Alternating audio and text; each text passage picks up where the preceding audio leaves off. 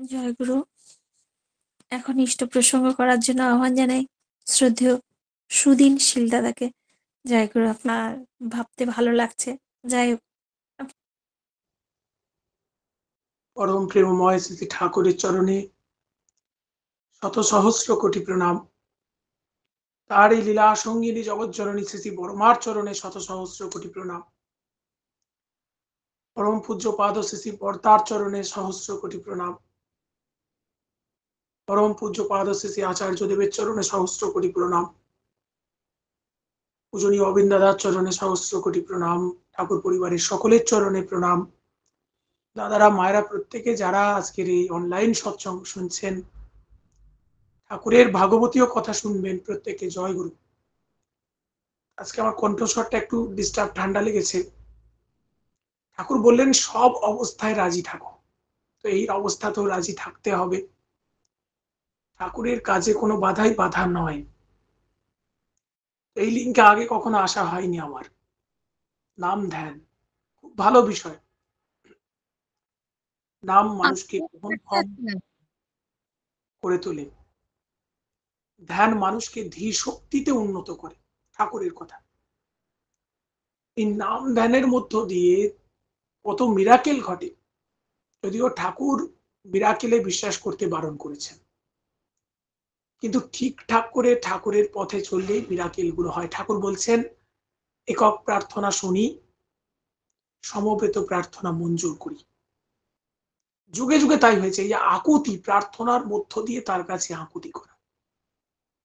আমরা যে সকাল সন্ধ্যে প্রেয়ার করি, কংগ্রেশনাল প্রেয়ার, आओ फौजल ना ও লাগাই, हमसे जीवन लिया चढ़ाई, এই যে কথাগুলো বলি প্রার্থনার সময়, প্রার্থনার কথাগুলো অনুভব করতে হয়। অনুভব করলেই বুঝতে পারবেন তিনি আমার কত কাছাকাছি আছেন। আমরা ঠাকুরের হয়ে উঠব। এই যে প্রার্থনা, প্রার্থনায় তিনি জীবন্ত হয়ে ওঠেন। ঠাকুর দয়া করলেন আমাদেরকে, সকাল সন্ধ্যায় প্রার্থনার ব্যবস্থা করে দিলেন, তার চরণে সমাগত হওয়ার ব্যবস্থা করে দিলেন। এই নাম ধ্যানের দয়া করলেন, কারণ কলিযুগে মহাপ্রভু বললেন কল্লৌ নাস্তৈব গতিরন্যথা, কলিযুগে নাম বিনে ধর্ম নাই আর, সর্বশাস্ত্র সার নাম, নাম কর সার। কোন নাম? বললেন কলিজীব হইল অন্ধ, কেহ না পাইল হরিনাম, নয়নে হেরি বিচারে কৃপা করিল অবিনাম। নিত্যানন্দ প্রশ্ন করলেন কোন নামে কথা বলছো প্রভু? এই নাম নয় রে ভাই, আরো নাম আছে। এই নাম নিয়ে যাবে সেই নামের কাছে। কালে কালে সেই নাম এসে পৌঁছলো, সেই প্রেম শেখালেন। আজকে জগতের বুকে যে সমস্যা, সারা বঙ্গদেশের সমস্যা, রাজনৈতিক ওথাল পাথাল চলছে। আর আমরা ভাবছি একটা রাজনৈতিক ক্ষমতার পরিবর্তন হলেই সমাজ ব্যবস্থার পরিবর্তন হবে। সমাজের রন্ধ্রে রন্ধ্রে দুর্নীতি প্রবেশ করেছে। সমাজের রন্ধ্রে রন্ধ্রে দুর্নীতি, যেখানে ঘুষ দিয়ে চাকরি পাওয়া যায়, যেখানে টাকা থাকলে অন্যায় করলেও আপনার পক্ষে আইন থাকবে, যেখানে অনেক অনেক অপরাধ অন্যায় সমাজের চতুর্দিকে ছড়িয়ে পড়েছে। কিছু মানুষ ভাবেন যে একটা রাজনৈতিক ক্ষমতা বদল হলেই হয়তো সমাজের বদল হবে। না, শ্রী ঠাকুর দেখিয়েছেন সেই পথ। এর জন্য দরকার আমাদের অন্তর্নিহিত সত্তার পরিবর্তন। সৎসঙ্গ এটাই করে। দেখবেন ভারতবর্ষে বহু ধর্ম প্রতিষ্ঠান আছে। কেউ কম্বল দান করে, কেউ খিচুড়ি রান্না করে মানুষকে সেবা করে, নানা রকম কর্মসূচির মধ্যে ব্যাপৃত থাকে। কিন্তু সৎসঙ্গ একটি আন্দোলন, সে এমন একটা কাজ করে অন্তর্নিহিত সত্তাটাকে পরিবর্তন করে দেয়, একটা মানুষের জীবন মেরু পরিবর্তন করে দেয়, একটা মানুষকে পরিবর্তন করে দেয়। এই জন্য ঠাকুর বললেন ম্যান মেকিং ইনস্টিটিউট। যারা ঠাকুরের সংস্পর্শে আসে, যারা ঠাকুরের কাছে আসে, আস্তে আস্তে তার দিব্য পরিবর্তন হয়। ঠাকুর বললেন ধর্ম কি করে? পশুকে মনুষ্যত্বে, মনুষ্যকে দেবত্বে উন্নীত করে। এই হচ্ছে তার প্রেমের পরশ। আজকে যেটা চাই সমাজের বুকে, একটা বিভীষিকাময় অবস্থা, প্রেমের অভাব। আমরা ঠাকুরের নামের আগে ক্যাপশনটা দিচ্ছি পরম প্রেমময় শ্রী ঠাকুর অনুকূল চন্দ্র। এত তার দিব্য প্রেম, এই দিব্য প্রেম, এই দিব্য ভালোবাসা, সেই দিব্য ভালোবাসা, দিব্য প্রেম, এগুলো কিন্তু অনুভব করতে হবে। সেই দিব্য প্রেমের কথা অনুভব করতে হবে। ঠাকুরের কি অপার প্রেম ছিল, আপনারা জানলে অবাক হয়ে যাবেন ঠাকুরের সেই দিব্য প্রেমের কাহিনী। এক্সম্যান সাহেব, তিনি আমেরিকা থেকে এসেছিলেন। হ্যালো, অনলাইন সৎসঙ্গে পড়ে ঠাকুরের সেই দিব্য প্রেমের কথা আপনারা জানলে অবাক হয়ে যাবেন। এক্সম্যান সাহেব বিদেশ থেকে আসছেন, হাউজার ম্যান্দা নিয়ে আসছেন ঠাকুরের কাছে। ঠাকুর তখন একটা নেড়ি কুকুরের জন্য কান্না করছে। ভাবা যায়, একটা নেড়ি কুকুর ঠাকুরের পাল্লার ঘরের বাইরে কখনো কখনো ঘোরাফেরা করত। ঠাকুর তখন সেই কুকুরটার দিকে নজর রাখতেন। কখনো কখনো ঘটনাক্রমে লেখা হয়েছে কোনো কোনো জায়গায় যে কুকুরটা ঠাকুরের ওই চৌকির তলাতেও ঢুকে গেছে, আর তাকে সবাই তাড়িয়ে দিয়েছে। ঠাকুর হেসে বলেছেন যে ওই কুকুরে যা বোঝে, মানুষ যদি বুঝতো তাহলে কাম তামাম হয়ে যেত। মানে কুকুরটাও বোঝে তার নিরাপদ আশ্রয় হচ্ছে ঠাকুরের চরণ তল। আমরা বুঝি না, আমরা আমাদের খেয়াল মতো চলতে চাই। তা সেই সময় ডাক্তার প্যারিদাকে, কুকুরটার গায়ে একটা ঘা হয়েছিল, অসুস্থ হয়ে পড়েছিল কুকুরটা। ঠাকুর ডাক্তার প্যারিদাকে চিকিৎসা করার জন্য বলেছিলেন, প্যারিদা করেছিলেন, বা হয়তো কুকুর বলে, একটা নেড়ি কুকুর বলে সেটার সেইভাবে যত্ন হয়নি, সেই কুকুরটার মৃত্যু হলো। ঠাকুর হাউ হাউ করে কাঁদছেন। রেয়ান হাউজার ম্যান্দা সুদূর আমেরিকায় গিয়ে যে যিশুর কথা বলেছিলেন, যে আমি যিশুকে দেখে এসেছি ইন্ডিয়াতে, যার সেই দিব্য প্রেম আছে, যার সেই অপার প্রেম আছে, এই ব্যাপার দেখে, সেই প্রেম দেখার জন্য, জিসাসকে দেখার জন্য এসেছিলেন এক্সম্যান সাহেব। যখন ইন্ডিয়া এলেন, সেই সময় সমস্ত গুরু ভাইরা তাকে ফুল দিয়ে অভ্যর্থনা জানাচ্ছেন। আশ্রমে এসে পৌঁছলেন, এসে দেখছেন ঠাকুর ধুতির কোঁচাটা দিয়ে চোখটা মুছছেন আর কাঁদছেন সেই আলু থালু হয়ে। তার সেই একটা নেড়ি কুকুরের জন্য কত বেদনা, কি প্রেম, কি ভালোবাসা। হাউজার মান্দা অপ্রস্তুত হয়ে বললেন এক্সম্যান সাহেবের কাছে, অপ্রস্তুত হয়ে গেছেন, যে আমি যিশুকে দেখানোর জন্য নিয়ে এসেছি, আর ঠাকুর তিনি একটা কুকুরের জন্য কাঁদছেন। দেখে, দিব্য ভাব দেখে এক্সম্যান সাহেব বুঝতে পেরেছেন। বলছেন, যার একটা নেড়ি কুকুরের জন্য এত প্রেম, তিনি জিসাস ছাড়া কেউ হতে পারেন না। ঠাকুরের চরণ তলে আশ্রয় নিলেন, ঠাকুরের দীক্ষা নিলেন এক্সম্যান সাহেব। ভাবতে পারেন, আমাদের অনেকে বলেন, আমি ডিপির কাজ করতে গিয়ে অনেক রকম মানুষের সঙ্গে মিশতে হয়েছে। একজন জিজ্ঞাসা করছেন, আপনাদের কমিশন কত আছে বলুন তো? এরকম আছে। কেউ আবার বলেন, সোশ্যাল মিডিয়া এগুলো দেখবেন, অনুকূল ঠাকুরের ব্যবসা। যিনি ঠাকুরকে অনুকূল ঠাকুর বলেন, তিনি বোঝেননি ঠাকুরকে। কেউ বলেন ইষ্টভীতির নামে টাকা, এগুলো বড় বড় ব্যবসা।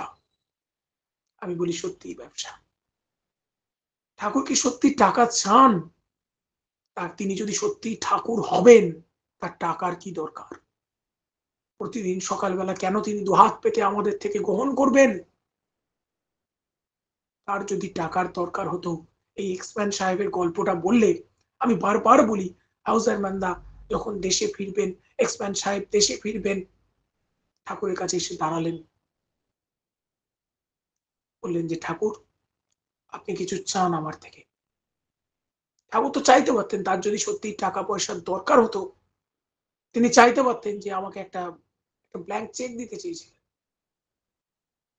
ঠাকুর বললেন, আপনি ফিরে যান, আপনার মা অসুস্থ, আপনি ফিরে যান, প্রতিপক্ষে একটা করে পত্র দেবেন আপনারা কুশলে আছেন, আমি আপনাদের প্রসন্ন বদনের কাঙাল। ভাবতে পারেন তার চাওয়াটা কি? আমাদের প্রসন্ন বদন, আমাদের হাসি মুখখানি শুধু তার চাওয়া। আর আমরা বলছি তোমার টাকা চাই শুধু। বুঝতে পারিনি তাকে। তুমি না বোঝালে দয়াল, কেউ কি বুঝতে পারে তার ভালোবাসার পরশ অমিয় পরশ, শুধু ভালোবাসার পরশ।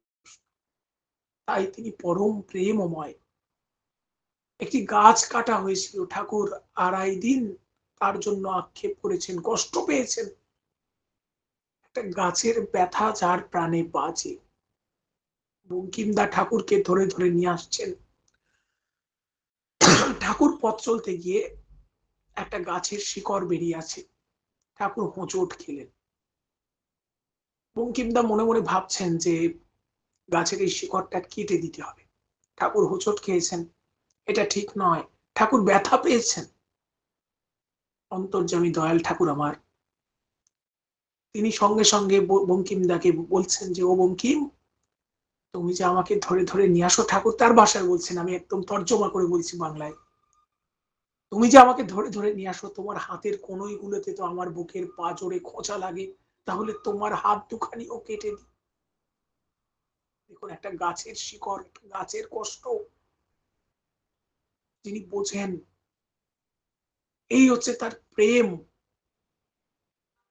পরম পূজ্য পাদশ্রী পর্দা তিনি যখন আসতেন প্রার্থনায়, একটি গাছ এরকম খানিকটা খেয়ে গেছিল, সেই গাছটাকে ছুঁয়ে কিছুক্ষণ নাম করে আসতেন, সেই গাছটা জীবন পেল। তা ঠাকুরের স্পর্শে যারা এসেছি আমরা, শুধু মুখে ঠাকুর ঠাকুর করলে হবে না। সৎসঙ্গে গিয়ে গান কীর্তন করলাম, নাচানাচি করলাম, খুব বড় বড় কথা বলছি, অথচ আমার মধ্যে প্রেম নেই, তাহলে কিন্তু জিরো। ভালোবাসা নেই, পুরো জিরো। ঠাকুরের হতে পারিনি। ঠাকুর বললেন, তোমায় দেখে বলবে লোকে, আছে প্রাণবল্লভ। এই ভালোবাসা দিয়ে জগৎকে বদলানো যায়। আজকে ভালোবাসার অভাব, ডিভোর্স।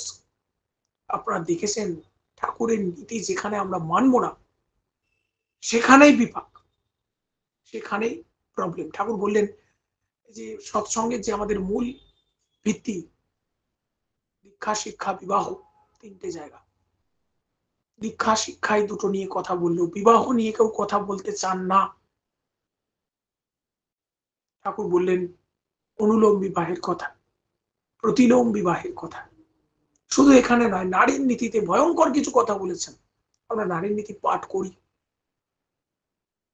ঠাকুর বললেন যে বিবাহে স্বামী স্ত্রীর বয়সের পার্থক্য 15 থেকে 20 বছরের কথা নারীর নীতিতে আছে। কি অদ্ভুত কথা। স্বামীকে ইয়ার বা দোস্ত ভাবিও না। বয়সের নৈকট্য, আজকাল যে বিয়েগুলো হচ্ছে, সেম এজ অথবা এজ গ্যাপটা একটু কম, দেখবেন এর জন্য আমরা ভাবি যে সমবয়স্ক হলে সমমনস্ক হবে, তাদের মনগুলো হয়তো একই থাকবে না। ঠাকুর বললেন এই বয়সের পার্থক্যটা থাকলে উভয়ের পার্থক্যকে প্রতিরোধ করে, উভয়ের জীবনী শক্তিকে প্রতিরোধ করে। নারীর নীতিতে আছে, আপনারা পড়ে দেখবেন। কিন্তু আমরা ঠাকুরের পথ থেকে যত সরে এসেছি, আজকে দেখবেন একটা ব্রিলিয়ান্ট সন্তান আসছে না পৃথিবীতে। একটা সবকিছু যেন একটা গতানুগতিক পথে যাচ্ছে। একটা রবীন্দ্রনাথ আসছেন না, আর একটা বিবেকানন্দ, চিত্তরঞ্জনের মতো মানুষ আসছেন না। তাহলে এর কারণ হচ্ছে তার নিয়ম নীতি থেকে সরে যাওয়া, ভালোবাসা নেই। স্বামী স্ত্রীর মধ্যে যে প্রেম নিয়ে যে আজকে যে বিষয়টা নিয়েছিলাম, প্রেম, সেই প্রেমটাই নেই, কোথায় যেন হারিয়ে গেছে। সম্পর্কগুলো শুধু মেকানিক্যাল হয়ে গেছে। বাবা মার সঙ্গে সন্তানের সম্পর্ক মেকানিক্যাল, স্বামী স্ত্রীর সম্পর্ক মেকানিক্যাল, পাড়া প্রতিবেশীর সঙ্গে সম্পর্ক মেকানিক্যাল। দেখবেন আপনি বিপদে পড়লে আসল মানুষ চিনতে পারবে। আসলে ভালোবাসতে শিখতে হবে, সকলকে নিয়ে চলতে হবে। আচার্যদেব, পরম পূজ্যপদ আচার্যদেব যে কথা শেখাচ্ছেন, সকলের কাছে যেতে বলছেন, তার সেই অমেয় ভালোবাসার পরশ, প্রতিটা কথা পূজনীয় অবিন দাদা যেভাবে ডাকছেন আমাদেরকে হাত বাড়িয়ে দিয়ে, এটাই একমাত্র পথ। আমাদের জীবনের দুঃখ জ্বালা যন্ত্রণা সব আছে, ঠাকুরকে নিয়ে চলছি মানে আমার জীবনে দুঃখ জ্বালা যন্ত্রণা থাকবে না, এটা হতে পারে না। এই যে আমি কথা বলছি, আমার স্ত্রী বর্তমানে লাস্ট স্টেজ ক্যান্সারে আক্রান্ত, মুম্বাইতে এক প্রকার আইসিইউতে চিকিৎসা চলছে এই মুহূর্তে। এগুলোকে সবকিছুকে জীবনের সব সিচুয়েশনকেই মেনে নেওয়া। ঝড় ঝঞ্ঝা যতই আসুক, মনেতে রাখিস চোর দয়াল ঠাকুর মাথায় আছে ভাবনা কি। হে দয়াল, আমার ভিতর তোমার ইচ্ছাই পূর্ণ হোক। মনের মধ্যে শক্তি আসবে, মনের মধ্যে শান্তি আসবে। তিনি জানেন। ঠাকুর একবার বলেছিলেন কথায় কথায়, ভক্ত জিজ্ঞাসা করছেন ঠাকুর কি ভাবছেন? বলছেন আগামী 500 বছর কাকে কোথায় রাখবো ভাবছি। তাহলে এই বিশ্ব দুনিয়ার মালিক, সেই মালিকের অনুগত দাসের মতো চলন হলেই আমরা কিন্তু সেফ থাকতে পারি। আমরা আমাদের যাদের জীবনে মালিক নেই তারা কিন্তু মনে রাখবেন ঘুরে বেড়াবে। একটা গল্প পরম পূজ্যপদ আচার্যদেব তার 100 দিনের পরিক্রমায়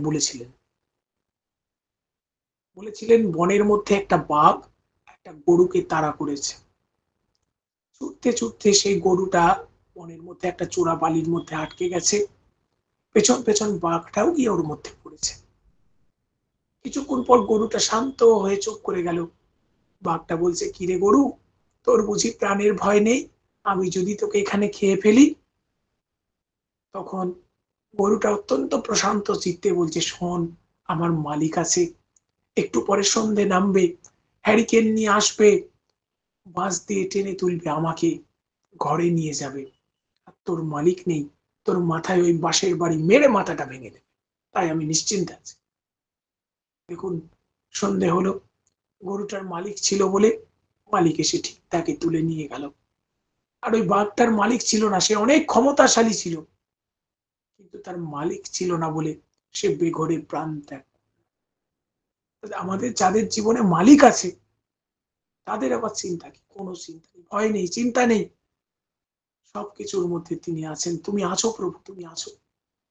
ঠাকুর বললেন সব দীক্ষা তুই এক্ষুনি নে, ইষ্টেতে রাখ সম্প্রীতি, মরণ তরণী নাম জপে কাটে অকাল জম্ভীতি। ঠাকুর বললেন চতুর্বর্গ লাভ হয়, ধর্ম অর্থ কাম ও মোক্ষ। ঠাকুরকে নিয়ে চলে আমরা হতাশ হয়ে থাকি, সকাম প্রার্থনা করি, এটা দাও ওটা দাও, ঠাকুর কিছু চাইতে হবে না, সব আপনিই ফুটে বেরোবে। ঠাকুরকে নিয়ে চললে আপনিই ফুটে বেরোবে। ধর্ম যেখানে, লক্ষ্মী সেখানে। ঠাকুর যেখানে, আমরা ঠাকুরের নীতি নিয়ে চলবো। আমার হৃদয়ে যদি ঠাকুরকে প্রতিষ্ঠিত করতে পারি, স্বয়ং নারায়ণ যেখানে থাকেন, লক্ষ্মী সেখানেই বাস করবেন, অর্থদেবী আসবেন। ঠাকুর বললেন বাঁচা বাড়ার মর্ম যা, ঠিক ছিল ধর্মতা। ধর্ম পালন সেটাই যে পথে চললে জীবন বেজে বেড়ে ওঠে। তাহলে আমার হচ্ছে না কেন? আমি দীক্ষা নিয়েছি, আমার জীবন বেড়ে উঠছে না কেন? আমার সমস্যা কাটছে না কেন? আমি চলতে পারিনি, আমি হতে পারিনি, আমি ঠাকুরের হতে পারিনি। এইটি হচ্ছে আসল কথা। ঠাকুরকে ধরে জীবন পরিবর্তন হয়ে গেছে। কবি হেমচন্দ্রের কথা পাবন না, মদ্যপ কবি হেমচন্দ্র, তিনি টলতে টলতে ঠাকুরের কাছে গিয়েছেন। এলেন আশ্রমে, সংসার জীবন থেকে বিতাড়িত স্ত্রী পুত্র পরিবার তার বিক্ষিপ্ত জীবন চলনের জন্য ছেড়ে চলে গেছে তাকে। বলছেন ঠাকুর আমি আপনার কাছে থাকবো, আসেন দাদা, তো আপনারই জায়গা, কিন্তু রোজ সকালে আমার 1 বোতল করে মদ চাই ঠাকুর। ঠাকুর মাথা নাড়লেন তাই হবে। রোজ তার জন্য মদ দেওয়া হয়, সকালবেলা মদ না পেলে চিৎকার চেঁচামেচি করে।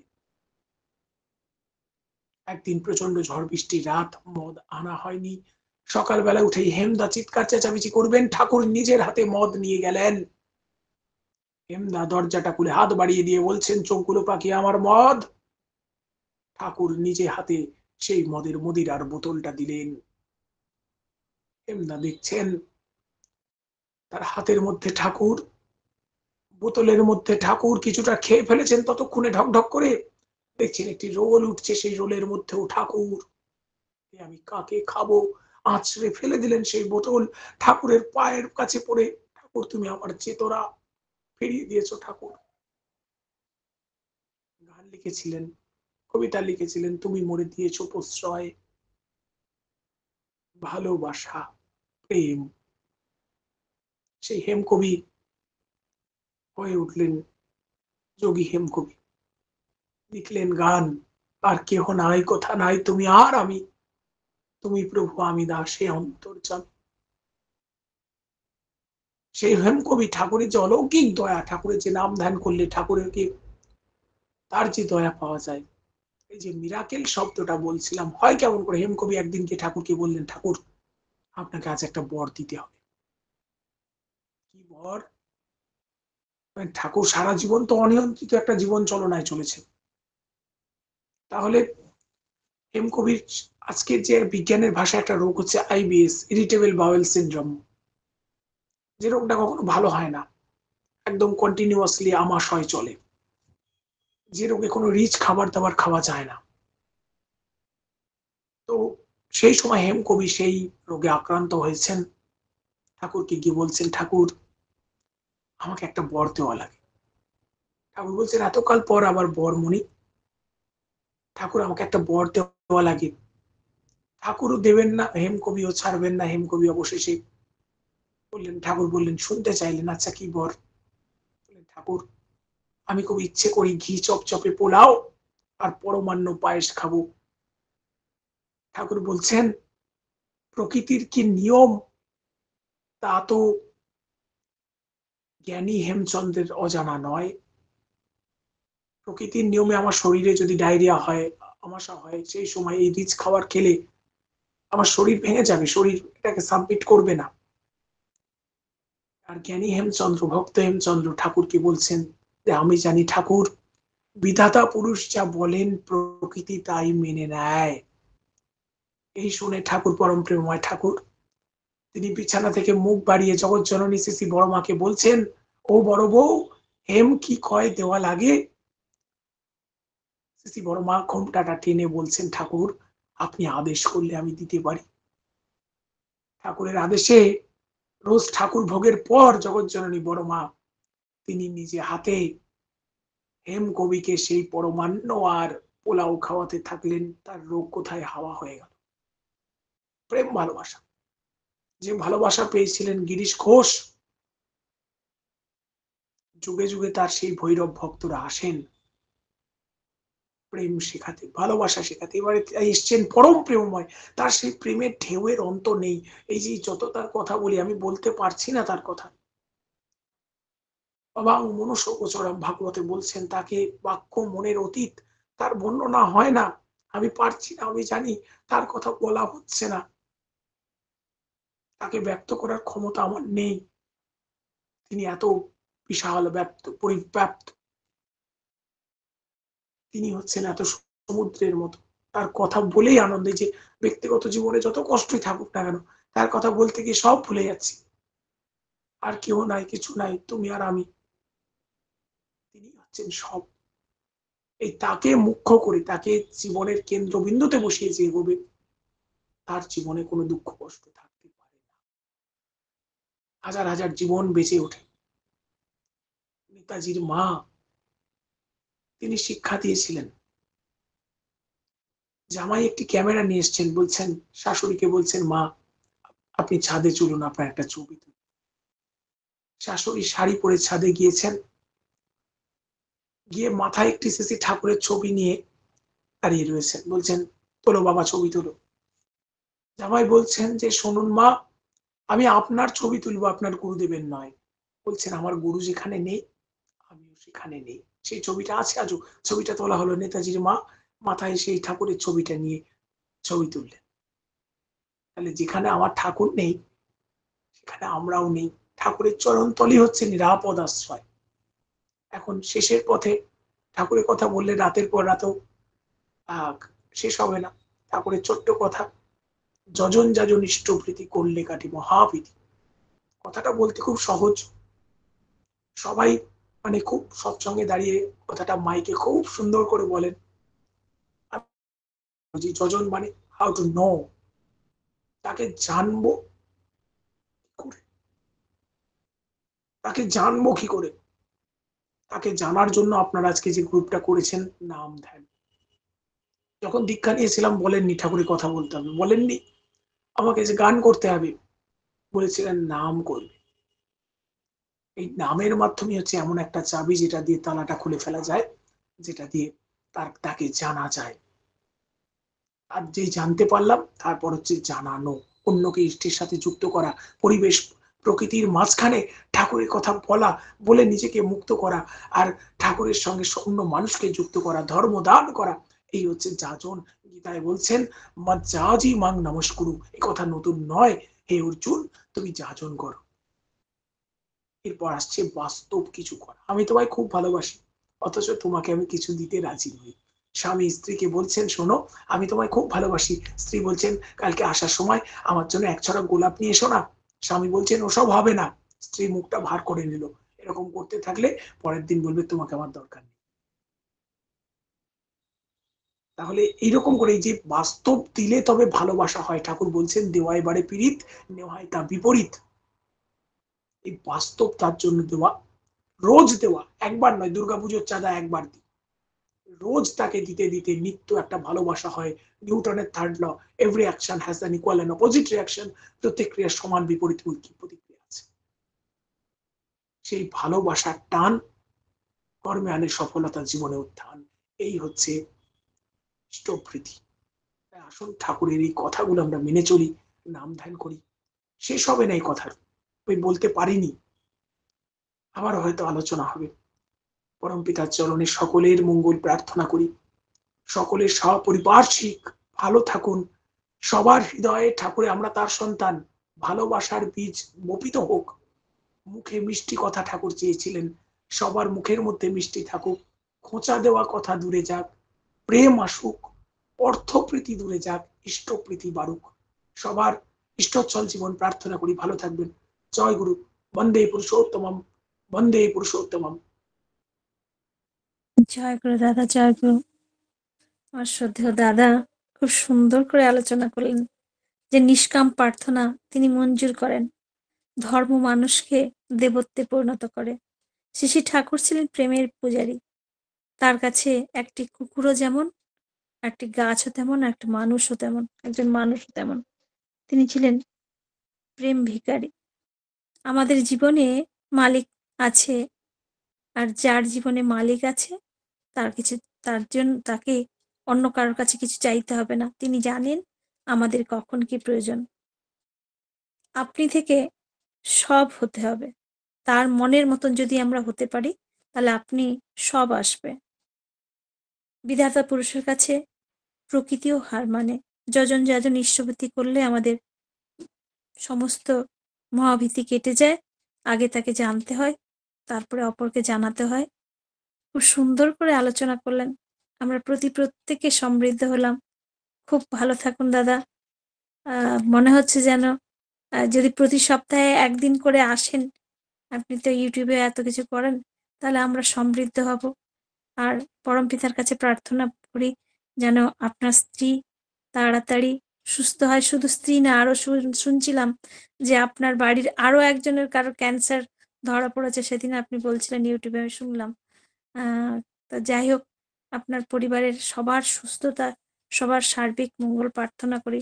পরিবার পারিপার্শ্বিক সবাইকে নিয়ে আনন্দে থাকুন। আর মাঝে মাঝে তার কথা বলে এসে আমাদের লিঙ্কে এসে আমাদের ধন্য করুন, এবং আমাদের ঈশ্বর প্রাপ্তির দিকে যেন আমরা এগিয়ে থাকি, যেতে পারি, সেই তার পথ প্রশস্ত করুন। এই আশায় থাকলাম। জয় গুরু দাদা।